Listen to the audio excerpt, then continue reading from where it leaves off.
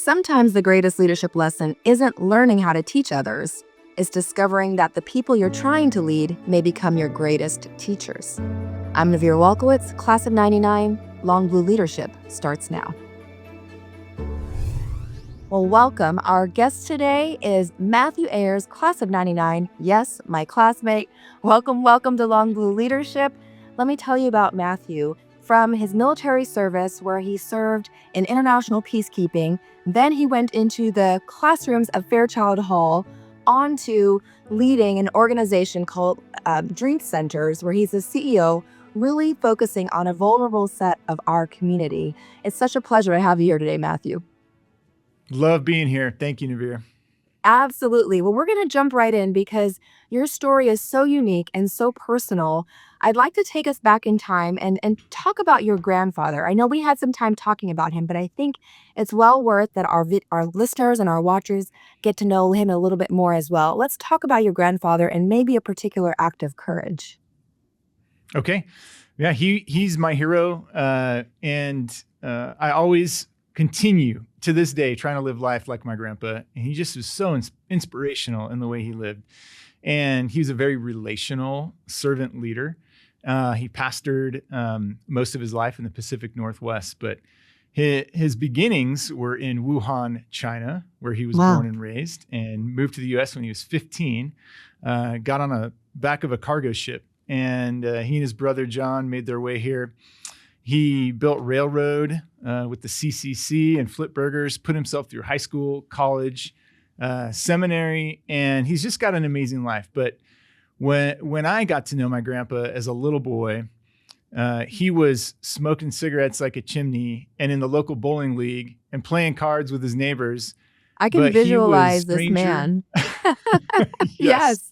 He was just everybody's person. He could hang out with anyone. No one was a stranger. And he was genuinely curious about everyone he met. And so he just modeled that with such joy. I just grew up thinking I want to be like my grandpa. He's an amazing guy. And so he's got, I got unlimited stories about him, but I'll tell you one that really has left a mark on my life. And I was 11 years old, and we were pretty new, about a year or so into living in Central Washington State. Okay. And he came to guest preach at a local church there. And when he came to visit, of course, we would always go to the local Chinese restaurant. And Did he say it wasn't as good as when he grew up, though? Did he say it? It was not nearly as good, but he still enjoyed it. He still would enjoy it wherever he went. Yes. And so he disappeared like usual, and we just knew he was back in the kitchen, probably washing dishes, hamming it up with the staff. And soon he comes back out, introducing us to staff. And we have all this free food, and he's best friends with this couple. So this was like a normal experience with Grandpa. But on this particular visit, he had some pretty serious conversations after that with my parents. And he had found out that several of the staff were labor trafficked. They were new immigrants from China. Right. And the next day, even as it brought me along as a little boy, we go down in our little town into a back alley, knock on a door of a warehouse, no running water, no electricity, no amenities, dirt floor. And I see the rats running around. I'm like, what are we doing here? Wow. And we get to sit down with these people who are serving at this restaurant and can't speak English and do not know any way to navigate their situation. Wow. And he challenged us as a family. Well, he might have just volunteered us, but it was going to happen one way or another that this couple ended up moving in with us. And we got to be like family with them and had the most incredible experiences cross-culturally just in our own home. And that was my first maybe shocking example of just the vulnerability of people in every community. It happens everywhere. But what was even more powerful to me about that and what stays with me is just how simple it really was looking back, where he just asked the question And it seemed like such an ordinary, easy thing that he made it out to be. And looking back, I'm like, well, that's not easy for Right. most people, but really it is an ordinary thing that anyone could do. Ask a question and bring someone in, right? That's it. I'm thinking about you as an 11-year-old, and you said it was kind of your first real glimpse at that experience. How did that shape you as you grew up? Because they were with you, right? And so, first off, did you learn to speak Chinese? No, I learned a few phrases. I should have, though. I remember even the simple things like these cross-cultural miscommunications we had about ruining laundry and just doing things so differently that made us sometimes laugh and sometimes have some pretty tense moments. But it was all of us learning together. How do we do this? And I think one of my favorite memories was one of these people. They just had this incredible ability to do this unique art form of laying small colored thread, and would take months and hundreds of hours per piece of art. And just the beauty of getting to introduced into this part of her culture that was in particular from this region she was from. So we had so many rich experiences like that. I can imagine. So, taking a leap forward, what was part of your journey that led you to the academy? And when you went to the Air Force Academy, was your goal in mind to think about how to either participate or engage in things cross culturally, or was that just part of your upbringing and your makeup? Yeah, I thought you might ask me this. And I have nothing here. Honestly, I saw pictures of the Rocky Mountains. I loved the beauty of Colorado. It just seemed Wow. magical to me coming from this little town in central Washington. And I wanted to snowboard. So it came with some, Win-win. really good university education. It was a win-win. Yes. So, getting into the academy, obviously drawn by the aesthetics. What about the service in the military? I think really called to you. And would you say that started, with your grandfather, or was that something else you saw throughout just your childhood? My mom and dad modeled it well, of course.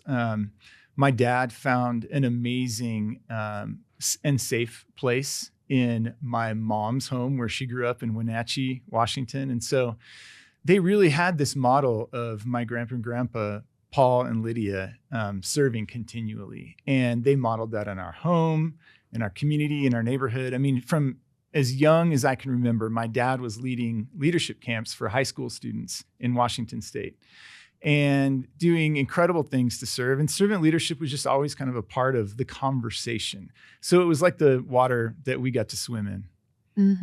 It seems so when you talk about your grandpa and your parents, it feels very warm and comforting and secure. And when I think about our time at USAFA, Matthew, it was, while it was, in this ecosystem, and yes, we were growing as leaders, I would say there was chaos around us. How did you navigate that with such a different kind of upbringing, by what you saw in leadership?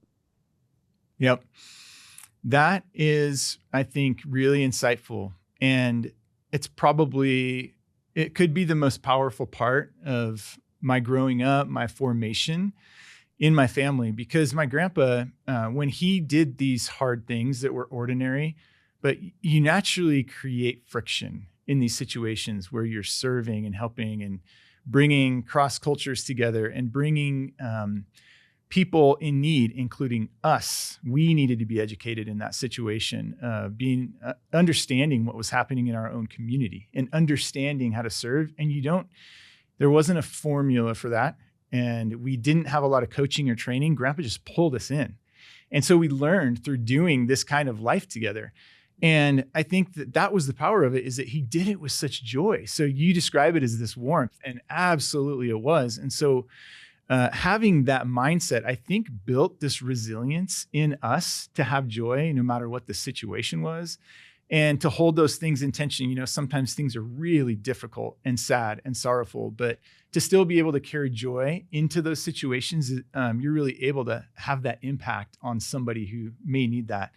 So even coming to the academy and experiencing that, especially the chaos of the first year, it felt Yes. like a little bit of a challenge. Like, how do we have joy through this? So Well, I think I would have loved to be in your squadron because it sounds like you would have brought some joy to us for sure.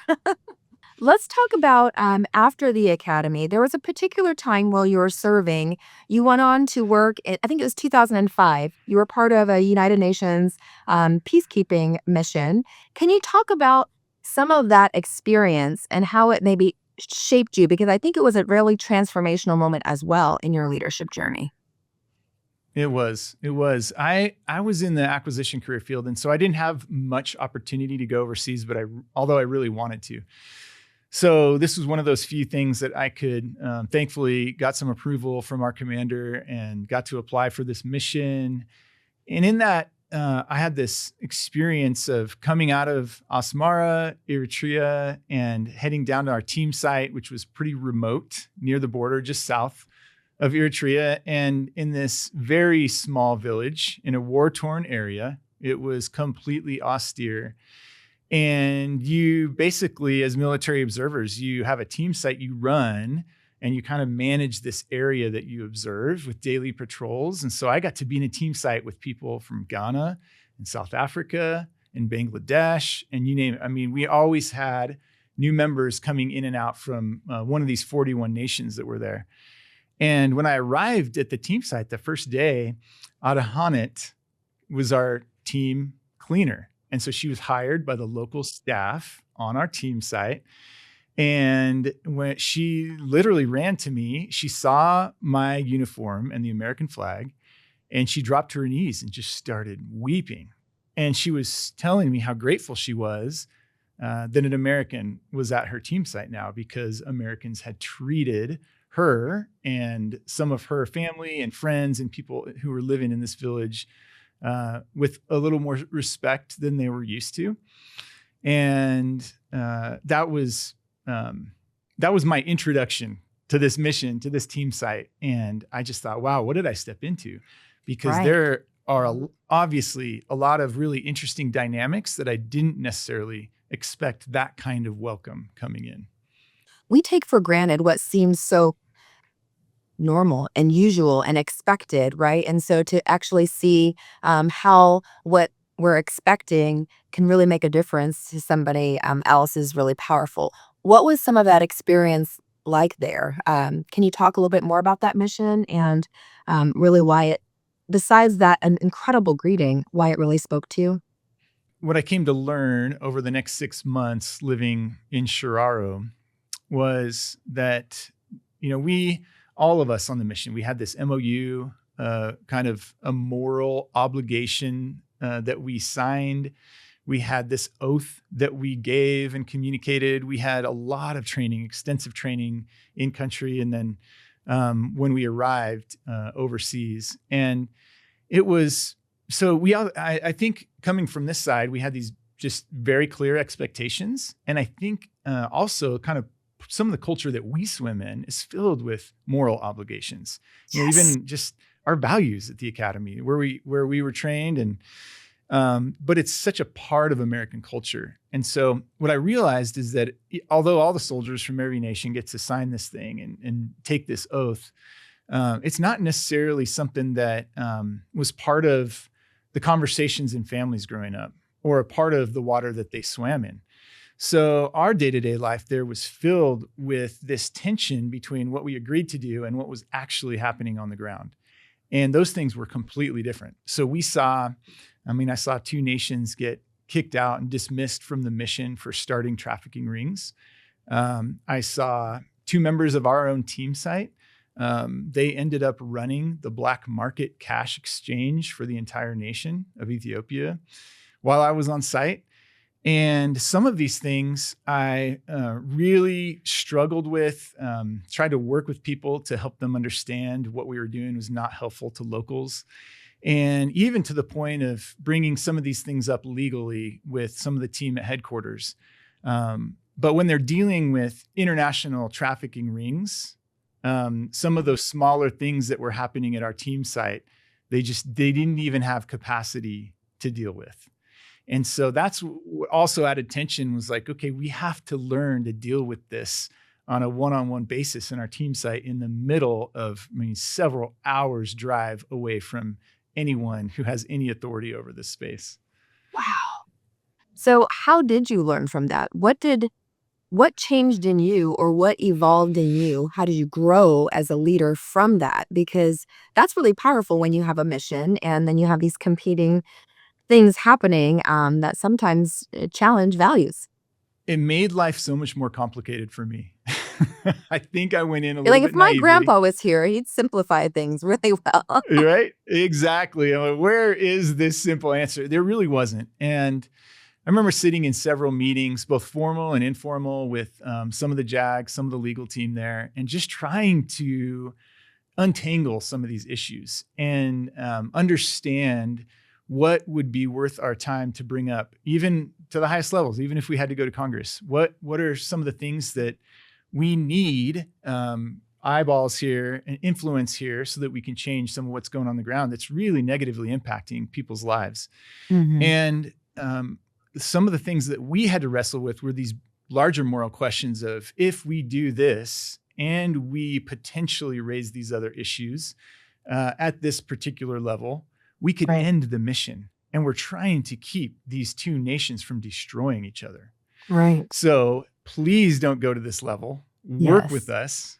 We're going to work with you. We're going to give you advice, but you need to deal with this one-on-one with these Right. people that you're working with and serving with.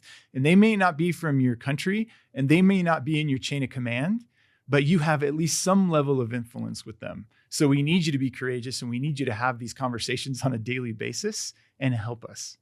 So that was powerful to me because it wasn't, at first I felt disempowered and like, I don't know what I could do in this position. But over time, I think little by little, you can move the ball down the field if you stay focused and you kind of understand the situation you're working within. I'm so glad you shared that because often we might think, well, I'm just an acquisitions officer or I'm just this and this is not my lane or this is not my role. But I think to your point is we can all be leaders. And if we stay focused and we know what we need to be doing, moving the ball down the field is still very much progress. And so thank you for sharing that. And I think that was really powerful.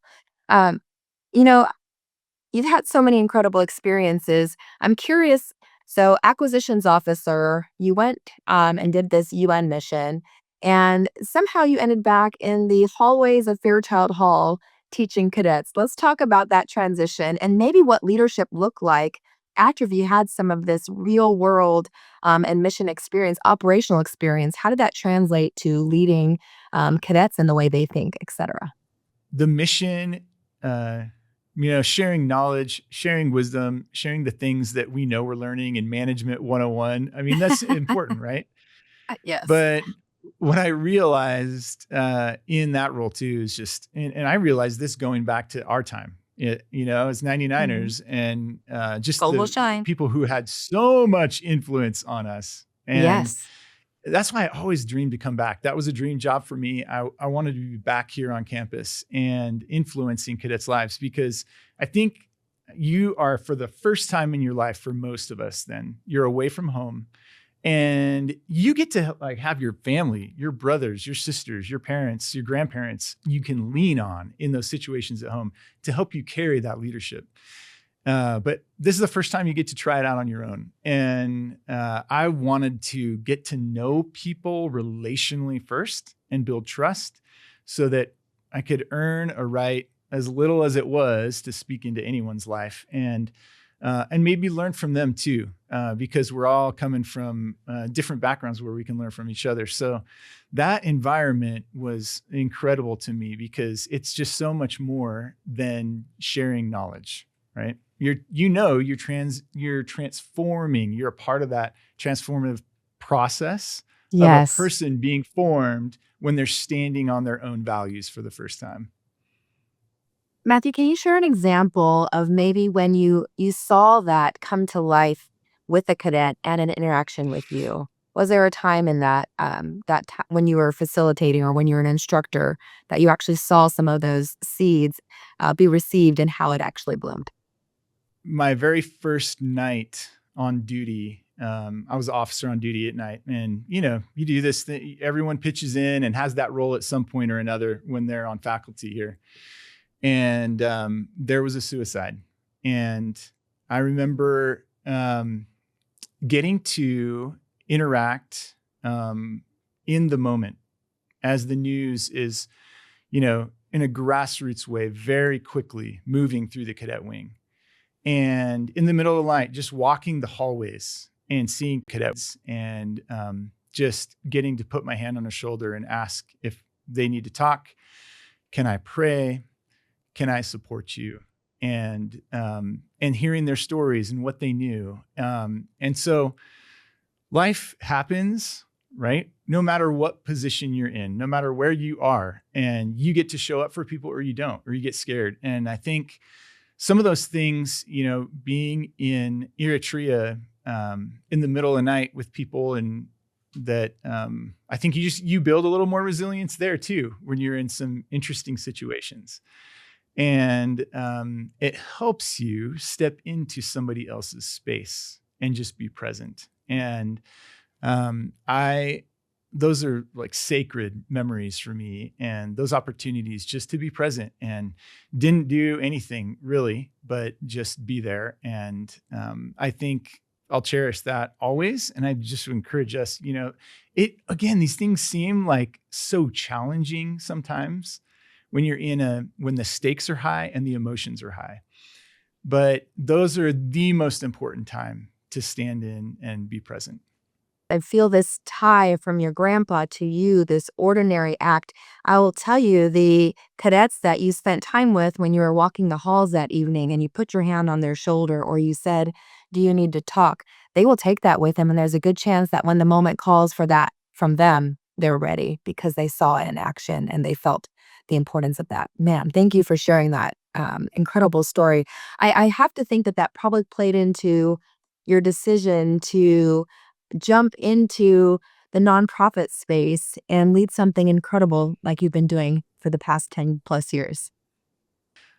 If I'm honest, I was a little bit upset leaving the Air Force. I loved that job. I love what I was doing. But of course, I did have this seed that my grandpa planted. And really, it went back to that first experience that day when he introduced us to the staff at this restaurant. And I remember making a commitment back then to say, I want to be like my grandpa and I want to do something, I think, with my life just to interact with vulnerable people and serve them. And so that came true. I got to start some work in the nonprofit world when I got out of the Air Force. And then it led into this opportunity. And I think just casting that vision in that early season of getting out and just sharing this bigger idea of like, okay, what does this city need? We love Colorado Springs. There's a lot of great nonprofits and we don't want to duplicate anything. So what do we really need? And that's when I got to go on this journey of just listening to leaders all over our city and discovering what some of those things could be. I love that. The powerful, a listening tour. Before we jump into that, I want to just, in that piece of time in which you made that transition, I'm curious on how you knew it was time, because I think many leaders, when they're in different roles, they're looking for when is the right time for what's next, or and who do you talk to in your corner. What was that transition, and maybe that network around you or your community around you? What did that look like in navigating that decision? So Navir, my life is like one example after another of I have plans in my mind, in my heart, and then they get redirected. And there's a proverb about that says, people make plans in their heart and the Lord directs their steps. So this was another clear example of that, of me taking a while to learn what really should be the next step. And I remember the voluntary separation program, that VSP came open, that opportunity. And this is strange. So if anyone's been around the academy or taught there, this. If you haven't, it is rare to have people just come by your office and small talk for a while, right? You're with cadets in your open office hours, or you're teaching, or you're preparing for something. So Right. we're always running around. And 15 people, several of them, I couldn't have even told you their last name. I was just an acquaintance with them. Stopped by my office in my open hours during the day, one after the other, asking the exact same thing. Are you going to apply for this VSP? And Did you make, I I remember mean, I can't even, that's just kind of blows my mind, right? I'm putting myself in your shoes in that moment. Yes, please continue. yeah. So if Anthony Padroni is listening, he was the last one. And Tony comes in at like 7 that night in my office and asked the same exact question. We're friends. We work together in the management department. And he said, are you going to apply for this VSP? And I said, no, man, I love my job. I love what I'm doing. Why would I want to leave here? And he said, oh, Mr. Sensitive. And he walked away. And when he said that, I was convicted. I had not even stopped to pray for a second. Like, is this the right thing to do? And I just knew it was, and I didn't know why. So I, as an Enneagram 9, I try to lead with my gut instinct. That always just naturally leads first. And I just knew I needed. So I applied that night. I was one Wow. of 20 that got it. I got a call the next day and I was out in 30 days. So My goodness. So really it was this group around you and then some self-reflection and prayer and you made that decision. There was really not a lot of talk at all, it sounds like. there was zero planning. So we, but I knew it was right. And I knew if I just think taking steps of faith, sometimes we need to be redirected. And looking back on my life now, I cannot imagine not doing this nonprofit work early. In my mind, the timing was retire first, be stable, make a good decision, get your retirement, then launch this nonprofit. But that wasn't the best way forward. And so I would just say that for others too, where I had to be redirected and it was so helpful for me. And that if, you're holding on to a dream, sometimes it's good to be stable and make that, what might look like a more traditional decision. And sometimes it's not. And to have the courage to be able to at least ask that question. I love that. So you jumped and you have now led Dream Centers. Let's talk about this a little bit because I think many people may not know what Dream Centers of Colorado Springs is and the mission. There's a movement across the world. There's several hundred dream centers. And the basic thing that ties it all together is that we share this vision that we would find a real need in a city, wherever we're located, that's unduplicated, and we go meet that need. So we're not the same organization as any one other of these hundreds of dream centers. But I got to go on that listening tour for about 6 months and learn as much as I could from people here before we decided what we wanted to land on that would really be something unique and unduplicated that we could offer the city. Do you feel that this is another way that you continue to put on a uniform outside of the uniform, right? So this is a new way of service. Do you think that that was part of not only it was a need that you decided this is the one we're going to do and it's unduplicated, but it actually spoke to you because of your servant leadership background? Maybe. I think, honestly, going back to those roots, my parents, my grandpa, I think of my wrestling coach in high school and English teacher. They served so well and they did it with joy. I think to me, it was a more inspiring way to live. And so I didn't think about it like that. And I don't think about it like that, although that's absolutely important and valuable. But I think as I experience the joy of learning from our clients right now and our staff and just how rewarding the mission is, yeah, absolutely. It's about serving our community, but it is so joyful. I get so much more out of it that it's like, it really is a way of life that is just incredible. I love getting up in the morning. I love what I get to do. So you are learning from the people you serve, right? You were just talking about the joy that it brings you. What has changed in you? And I think about it, this is Long Blue Leadership. So from a leadership capacity, because you're leading a team of professionals that's making this joy possible, but curious how it's also really changed you. Man, I think I'm changed every day. There's, I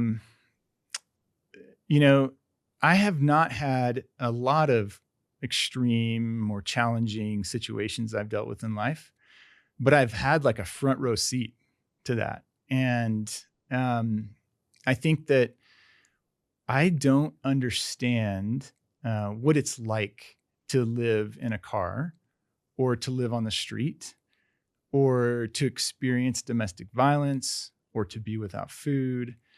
And people are in those situations in our city every day. And they have so much to tell us about what's going on with our city, what's working, what's not. How can we improve it? How can we improve it down to the level of interactions from phone calls and intake and how we're welcomed into a front office to what actually is going to move the ball and make an impact in their life? And I think those are the things that we know are like adding to the quality of community, and it transfers intergenerationally in our city. So if we don't stop to learn about those things, we're all going to be affected by that. And we're all going to be, life will just not be as rewarding, because it is so rewarding to be in the middle of those conversations and experiences. So I'm thinking about it in parallel as leaders, to your point, are, they have colleagues or teammates that are experiencing things that they haven't. How do you navigate those conversations? How do you actually get to a place where maybe you are driving impact or making it a difference? I'm curious if you could share some of that, maybe some for those who are looking for that leadership as well. We're always trying to do things with excellence. We're always tweaking what we're doing. Yes. And we're trying to just be steady and show up every day and learn what we can. And so I think when we have some big changes we need to make or a program we need to implement, first, it needs to come from the people we're learning from, right? And it's not dreamed up without partnership there. And then I think it needs to be confirmed by them as well. And so, I mean, this again, it's the story of my life, but for several years at one of our programs at Mary's home, the families we get to be with and serve and learn from were telling me about, the way that you're setting up this high challenge, high support program and what we're able to accomplish here and how we're surrounded with love and services and challenge. It is so good. Why aren't you doing that with our children? Why are you not offering the same thing for them? And this was a theme, and I got to hear it over and over and over again. And they probably felt like they were being a broken record, but it was so important that they felt they had that important message to share. And it took me years of hearing that and then validating it with other people in the community, other people who had come through the program, our graduates who had been years, after launching from Mary's home, validating it. And I think that whole process was something where, for me, it felt like at least scales had to fall from my eyes. I had to really wake up to the reality of what this is, because at first I was thinking there's other organizations that do this. And they continued just faithfully, week after week, month after month, to have this conversation to say, no, so you don't really understand, Matthew, what we're talking about. So let's back up. It was conversations like that. Like, let me tell you about my experience here with my children. Let me tell you about my experience over here at this service and why it's not working. And so I think those, it's being in touch with your customer. It's being in touch with your client. It's really, we have to be changed first if we're going to really offer something that's truly transformational. I love how you said you can drive change and it really make an intergenerational difference. I'm curious how your work has changed the lives of your family, because I know, you're married and you have two beautiful children. What does this legacy look like in your household? Yeah. Well, I hope that I can, at least try to live up to my grandpa's way of being. And so, like, when we're around work, that our kids, it feels like a normal thing to do, just to be in service and to be engaged and to be in touch with what's going on in our community. And that it feels normal to come to work and have that warmth and have that encouragement and see models of people just doing normal things that we may, if we don't have those models, otherwise they seem maybe difficult or a little distant from us. And sometimes they're actually closer than we realize, and we just keep them distant because it reminds us of just how maybe vulnerable we are sometimes, or maybe a memory like going back to our childhood that could be implicit, before we're even 4, and we remember it with our mind, our body's remembering it with our emotions, and so we get scared sometimes, and we don't even know why, to engage with some big challenges in our city. And that's what I think, the day-to-day stuff I want to model for Zeke and Hallie Joy are just, this is actually super rewarding, and it's one of the best things in the world you can do. So, Matthew, if we can go back in time and you could talk to your 11-year-old self, what might you tell him today?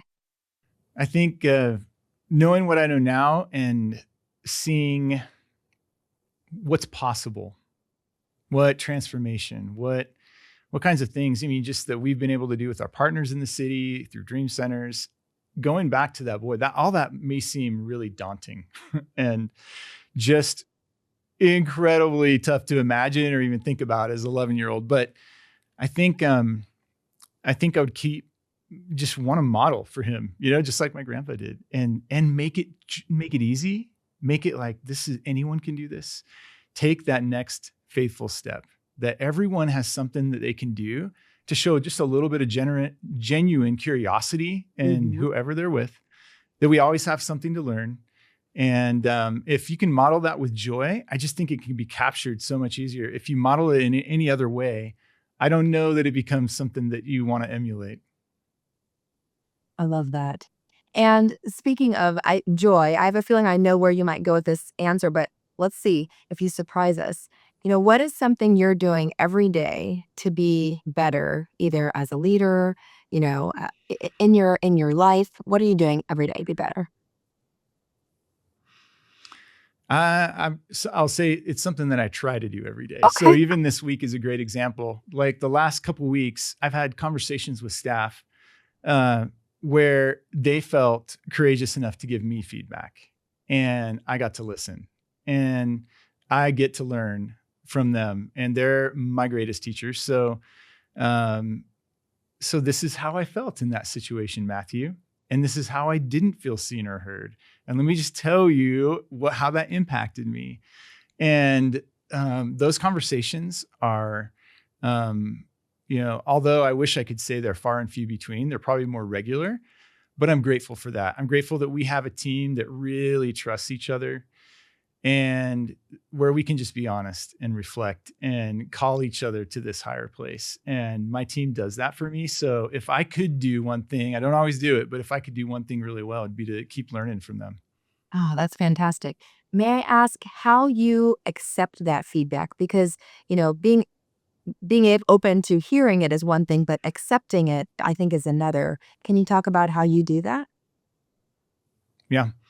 Well, I think people are complicated, and all of us, right? We're like this We have incredible layers. mishmash. You have like unlimited layers of variables going on an x-axis and a y-axis. And for some reason, on one day, one person will hit that one button that really affects us more deeply than another. And I see that, with me, I see that with our team. And so even one staff member will give me feedback that's in this direction, and another receives it completely differently. So what I think it does for me is I want to hold all those things as equally valid and say, how can I sharpen what I'm doing even more so? Like that thing really landed for somebody and it really hurt somebody else. So how can I adjust? How can I learn from that so that I am presenting, I'm showing up to work to my best self in a way that's able to speak to everyone? You can't always do that. You're never going to hit it on the head. And that's why we need grace for everyone. We need a little Yes. patience, but I think we can always learn too, and we can always sharpen those skills. And I'm so grateful that we can, and that EQ is just one of those things that we can constantly work on. So yeah, Yes, just keep showing up. 100%. I love that. Well, what is something that we didn't cover today that you feel is really important for our viewers and listeners to hear from you? Hmm.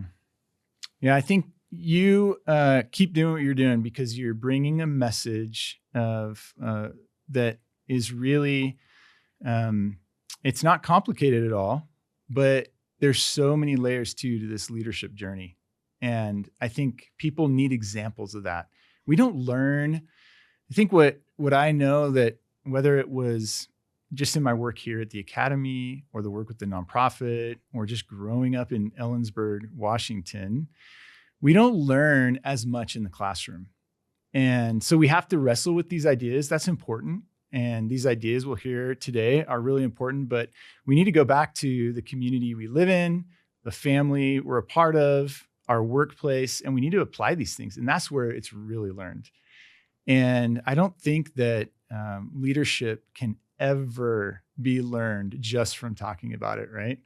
And so we have to be able to apply these ideas constantly and wrestle with them and talk about them and keep them front and center. So thank you for doing that. And I know we're going to keep trying to do that within Dream Centers and make it real instead of just theoretical. Well, Matthew, this conversation has been really incredible in many ways. I think some of the things that really stuck with me in this conversation, one, I just really appreciated getting to know your grandpa through you. I mean, he's someone that I also hope that I can emulate in just his finding ordinary ways to make big impact. And I think you're doing that every day in your job, and that's helping to inspire others as well. I really appreciate in our conversation how you really have become a student of learning leadership through through the actions that others have gone through, right? So maybe not living them yourself, but being there in the moment, learning from them. And so I appreciated how you really talk about leadership through learning. And so I think that really came through in folds in our conversation today. And last, I want to end with this because as I sit here and I smile at you, it's because you bring joy. And I think it's really important that we find joy in the moments, even when they're difficult. If we can continue to like hold on to that thread of joy, life is sure a lot more fun and meaningful, and we bring others along with us in that capacity. Thank you, Navir. For all of you that are watching this and listening, thank you for joining us on Long Blue Leadership. If you know someone who's on their leadership journey, they really should check out this conversation and all of our others at longblueleadership.org. Many of our graduates have different paths that they walk on leadership, and just like Matthew, they have so many wonderful lessons you can learn from them. So until next time, I'm Navir Walkowitz, class of 99. We'll see you on Long Blue Leadership. This Long Blue Leadership conversation was recorded Wednesday, July 1st, 2026.